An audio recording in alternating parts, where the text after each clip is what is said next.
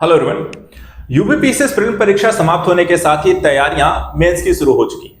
एक तरफ हमारे पास यहां पे सभी सब्जेक्ट का रिवीजन करने के लिए टाइम टेबल शेड्यूल बनाना है, दूसरी तरफ उन्हीं शेड्यूल में आपको एक टाइम देना है अपनी मेंस आंसर राइटिंग को। सभी सब्जेक्ट को लेकर के यहां पर देखा जाए तो डिमांड अलग होती है, क्वेश्चन अलग होते हैं, टॉपिक्स अलग होते हैं और उनके लेखन की शैली भी आपको उसी के साथ बदल जाती है। इसको लेकर के मेंस आंसर राइटिंग से कई तरीके के सवाल आते हैं, दुविधाएं होती हैं और आंसर राइटिंग को बेहतर कैसे बनाया जाए वो भी यहां पर इसी से जुड़ा हुआ एक प्रश्न है। आज हम इस सत्र के माध्यम से, इस वीडियो के माध्यम से आपके आंसर राइटिंग में हेल्प करने को लेकर के एक वीडियो बना रहे हैं, जिसमें किसी भी सब्जेक्ट में इस वीडियो को देखने के बाद आपके आंसर राइटिंग इंप्रूव हो जाए। हम बात करने जा रहे हैं क्वेश्चन से जुड़े हुए कीवर्ड्स को लेकर के। कीवर्ड्स का मतलब क्या हुआ तो वो यहां पे लिखे हुए हैं। जैसे कि इंग्लिश में हम बात करते हैं तो लास्ट जब क्वेश्चन फिनिश होता है तो उसमें कुछ शब्द ऐड कर दिए जाते हैं, जैसे एग्जामिन कीजिए, कमेंट, या फिर क्रिटिकली एग्जामिन करिए, या फिर क्रिटिकली एनालिसिस करिए, या डिफाइन करिए, ठीक है, एक्सप्लेन करिए, या फिर हिंदी में हम कहें तो शब्द आपको मिलते हैं व्याख्या कीजिए, विवरण दीजिए, विवेचना कीजिए, विश्लेषण कीजिए, या उस पर प्रकाश डालिए, या फिर हम कहें कि आलोचनात्मक परीक्षण कीजिए। तो ये तरीके के शब्द आपको क्वेश्चन के लास्ट में मिलते हैं। अब यहां पे सवाल ये आता है कि इन कीवर्ड्स का रोल क्या होता है पूरे क्वेश्चन में और ये कितने अहम होते हैं आपकी आंसर राइटिंग को डिफाइन करने में। आज का सत्र पूरा इसी पे डिपेंड है। हम इन्हीं सारे यहां पे शब्दों का मतलब भी समझेंगे, इनका रोल भी समझेंगे और इसके माध्यम से आप कैसे अपनी आंसर राइटिंग इंप्रूव कर सकते हैं उसको भी समझेंगे। तो वीडियो को पूरा जरूर देखें क्योंकि आपके मेंस आंसर राइटिंग में ये वीडियो सबसे अहम वीडियो होने जा रहा है। चलिए आइए समझते हैं। सबसे पहले मैं आपको समझाना चाहूंगा कि देखिए जो कीवर्ड होते हैं उनका रोल कितना है, इंपॉर्टेंस कितनी है, फिर उसके बाद एक एक शब्द को यहां पे समझने का प्रयास किया जाएगा। देखिए कीवर्ड में तीन चीजें अहम हैं। पहला, ये जो कीवर्ड होते हैं ये तय करते हैं कि आपके उत्तर लेखन में क्या और कितना लिखना है। यानी कि कोई भी टॉपिक से रिलेटेड क्वेश्चन क्यों ना, चाहे वो हिस्ट्री का हो, ज्योग्राफी का हो, पॉलिटी का हो, इकोनॉमी का हो, आईआर का हो, इंटरनल सिक्योरिटी का, कोई भी क्वेश्चन है, उस क्वेश्चन को किस टॉपिक पे क्या लिखना है, कितना फैक्ट डालना है, कितना एक्सप्लेन करना है, कितना आप या फिर उसमें ग्राफिक्स यूज कर सकते हैं, नहीं लिख सकते हैं, कोई भटकाव की स्थिति नहीं रहे, इसलिए वहां पे आपको डिफाइन कर देता है कि क्या, कौन सी चीजों पे क्या और कितना लिखना है। दूसरी चीज, जब आपको ये क्लैरिटी होती है, इसके साथ ही ये भी क्लियर कर देता है, एक तरीके का संकेत देता है कि आपका उत्तर जो होगा कैसा होगा, तटस्थ होगा या आलोचनात्मक होगा या व्याख्यात्मक होगा। वो डिपेंड करता है आपके लास्ट के कीवर्ड कि आपको आपका आंसर जो होता है किस तरीके से लिखा जाना चाहिए। यानी कि किसी टॉपिक पर हो सकता है आपसे आलोचनात्मक परीक्षण भी पूछ जाए, यानी कि आपको उसकी यहाँ पे आलोचना भी करनी पड़ सकती है। किसी की सिर्फ यहाँ पे कही कि टॉपिक से रिलेटेड क्वेश्चन पूछ के फिर लास्ट उन्होंने कह दिया व्याख्या कीजिए, यानी कि सिर्फ आपको वहां पर उसको एक्सप्लेन करना है, उसका विवरण देना, डिटेल्स उसके बारे में चर्चा कर देनी है। इसी तरीके से यहाँ पर एक क्वेश्चन और आता है कि यहाँ पर आपको किसी का पक्ष नहीं लेना है, आपको उससे रिलेटेड अच्छा है, बुरा है, जो भी है, पक्ष विपक्ष सब सारी चीजें बता दी वहां पे किसी के। तो इस तरीके के क्वेश्चन क्या होते हैं, यानी कि जो पुछल्ले जो शब्द हैं, कीवर्ड जो होते हैं, वो आपके उत्तर में किस तरीके की आंसर राइटिंग होगी वो बताएंगे। और तीसरी और सबसे अहम यहां पर देखा जाए कि आपके उत्तर में कई बार क्या होता है कि अगर आप गलत समझ लेते हैं प्रश्न को तो उससे भटकाव की समस्या हो जाती है। इसलिए गलत समझने पर उत्तर का फोकस जो होता है आपका ना भटकने पाए, इसलिए ये आपको समझना और भी ज्यादा जरूरी हो जाता है कि कीवर्ड का रोल यहां पर कितना अहम है। तो ये तो क्लियर हो गया कि इसका इंपॉर्टेंस क्या है। अब चलिए एक एक करके हम इन सारे शब्दों का अर्थ समझते हैं। हमने यहां पे देखा जाए तो इसे, इन महत्वपूर्ण कीवर्ड्स को अलग अलग कैटेगरी में डाल दिया है और इन कैटेगरी वाइज यहां पर इसको समझने का प्रयास करते हैं। देखिए कुछ क्वेश्चन ऐसे होते हैं जिसमें आपको सिर्फ सरल व्याख्या करनी होती है। सरल व्याख्या करनी है, ये समझ में कैसे आएगा, तो आपको लास्ट में अगर क्वेश्चन में लिखा जाए, इंग्लिश में हम कहें एक्सप्लेन या हिंदी में व्याख्या करें या डिफाइन परिभाषित करें या डिस्क्राइब वर्णन करें, अगर ये शब्द आपको मिलते हैं तो इसका मतलब है आपको सिर्फ उस क्वेश्चन से या उस टॉपिक की सिर्फ व्याख्या कर देनी है, डिटेल्स उसके बारे में बताना है। अब कैसे, थोड़ा सा वहां पर वो भी समझ लेते हैं। मान लीजिए अगर एक्सप्लेन लिखा हुआ है, व्याख्या करें लिखा हुआ है, तो उसका मतलब क्या हुआ, जो क्वेश्चन आपसे पूछा गया है उस विषय पर या प्रक्रिया को बस सरल और स्पष्ट तरीके से आपको सारी जानकारी उस पर देनी है। यानी उस आंसर में आपको जो क्वेश्चन है, जो टॉपिक है, उसके बारे में आपको सिर्फ जानकारी देनी है, जो भी आपके पास उससे रिलेटेड नॉलेज है वो आपको उसमें लिखना है, चर्चा कर देनी है, उस पर डिटेल उसके बारे में बता देनी है। अगर उसे कह दिया गया है कि परिभाषित करिए, तो उसका मतलब क्या हुआ कि विषय के थोड़ा सा संक्षिप्त रखना है और सटीक तरीके से उसके बारे में चर्चा करनी है।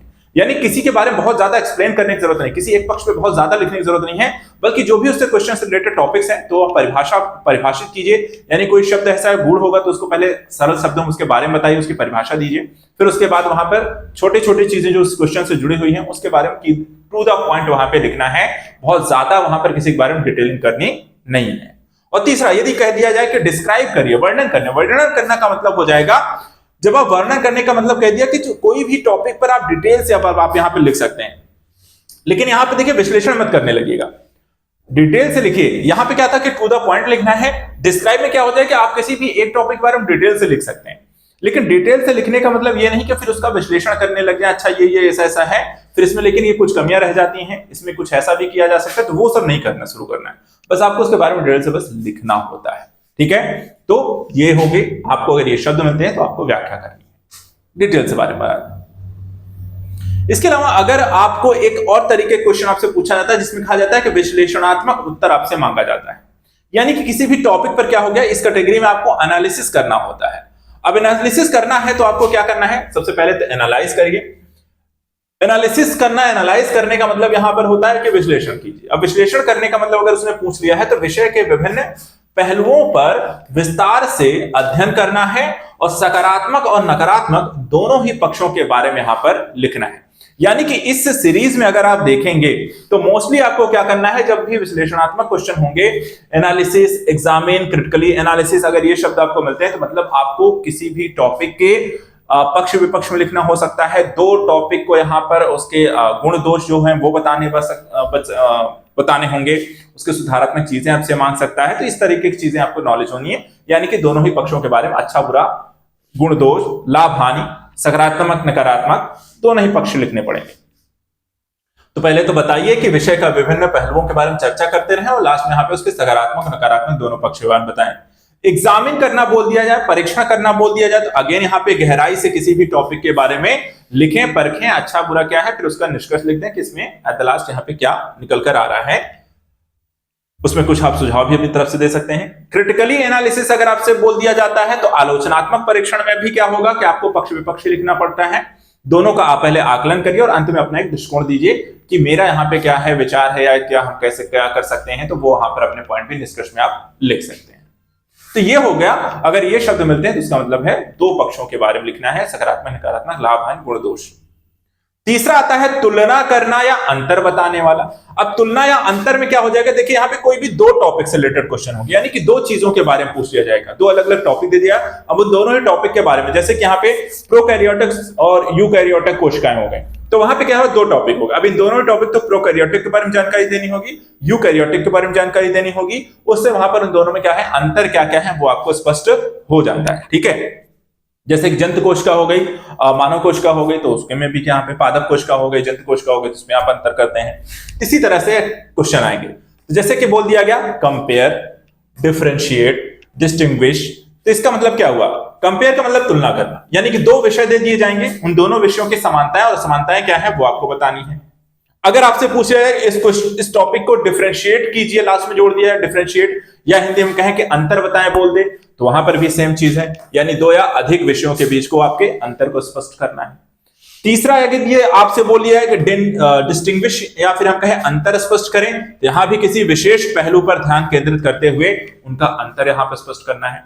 तो ये तीसरा जो है तुलना या अंतर करने वाले शब्द होते हैं, इनको ध्यान दीजिएगा। अगर आपसे कंपेयर, डिफरेंशिएट, डिस्टिंग्विश या तुलना, अंतर और अंतर स्पष्ट करें जैसे शब्द जोड़ दिए जाते हैं, तो इनका भी मतलब क्या होता है, सिर्फ आपको कंपेयर करना उन टॉपिक्स के बारे में, उस क्वेश्चन में जो भी दो टॉपिक निकालने हैं जो उसमें दिए हुए हैं, और उनके लाभ हानि, गुण दोष, अच्छा बुरा, समानता असमानताएं, वो यहां पर आपको बतानी है।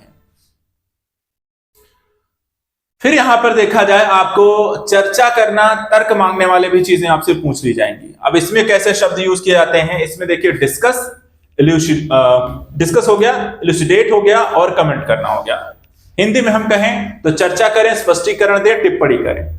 चर्चा करें में भी क्या होगा कि आपको सभी पहलुओं के बारे में पहले तो विस्तार से बातें करनी है, सब चीजों के बारे में जो भी उसमें पूछा गया सबके बारे में अच्छे से बताइए, और लास्ट में फिर वहां पे उसको संतुलित कर दीजिए कि देखिए इसमें ऐसा ऐसा है, ये चीजें और भी करके उसे हम, अगर कुछ बुरा भी है तो भी आप उसको अच्छा लिखेंगे।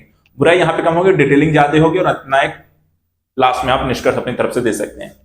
स्पष्टीकरण देना है तो फिर आपको फिर वही काम करना है कि विषय को क्या करिए, कुछ उदाहरण के माध्यम से समझा दीजिए, क्योंकि स्पष्ट जब आपको कोई चीज करनी होती है तो सबसे अच्छा तरीका क्या होता है कि किसी को एग्जाम्पल के माध्यम से कोई चीज समझाया जाए। तो यहाँ पे स्पष्टीकरण के साथ साथ कई बार होता है उदाहरण देकर भी समझाइए, ऐसे भी शब्द मिलते हैं। तो यहाँ पर आपको यही करना, स्पष्टीकरण में कुछ एग्जाम्पल सेट करने हैं, उसको ऐड करना, उसके माध्यम से एक्सप्लेन कर देना है क्वेश्चन को।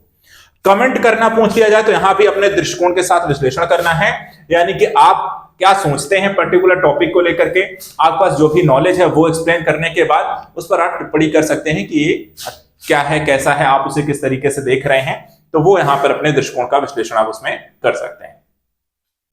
इसके बाद आता है मूल्यांकन वाले, मूल्यांकन जो होता है कुछ क्वेश्चन होते हैं जैसे कि इवैल्यूएट के साथ असेस और क्रिटिकली इवैल्यूएट होता है, जिसमें हम मूल्यांकन करें, आकलन करें या आलोचनात्मक परीक्षण करें शब्द आते हैं। इसका मतलब क्या हुआ, अब मूल्यांकन करें यानी कि विषय के महत्व या प्रभाव का विश्लेषण करें, यानी कि जो कोई योजना शुरू की गई उसकी इंपॉर्टेंस क्या है उसका विश्लेषण करिए। तो वहां पर आपको बताना है कि किस उद्देश्य के साथ शुरू की गई है, क्या पहुंच रही है, लेकिन क्या चीज चुनौतियां भी हो सकती हैं, तो उसके बारे में बताते हुए आप उसका विश्लेषण कर सकते हैं। असेस करना भी ऐसा ही हो गया, आकलन करने को बोल दिया गया है, यानी कि विषय के फायदे और नुकसान, उसके महत्व को आप चर्चा में लाएंगे।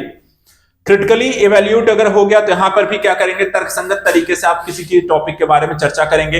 ऐसा नहीं भाव विभोर हो गया, किसी एक चीज का बहुत अच्छी चीज है इसके बारे में सब अच्छा अच्छा अच्छा अच्छा नहीं लिखना है।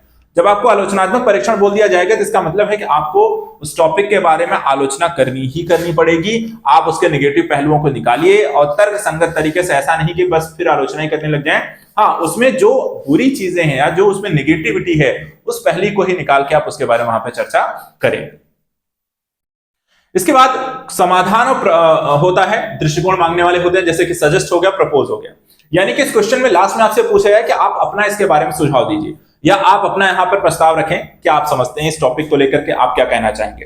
तो सजेस्ट और प्रपोज अगर जोड़ दिया गया, सुझाव दें, प्रस्ताव करें, यहां पर अगर आपको लास्ट में क्वेश्चन में जुड़ा हुआ है तो किसी समस्या के समाधान प्रस्तुत करना है या व्यवहारिक और तार्किक समाधान आपको वहां पर अपने आंसर के साथ ऐड कर देना है।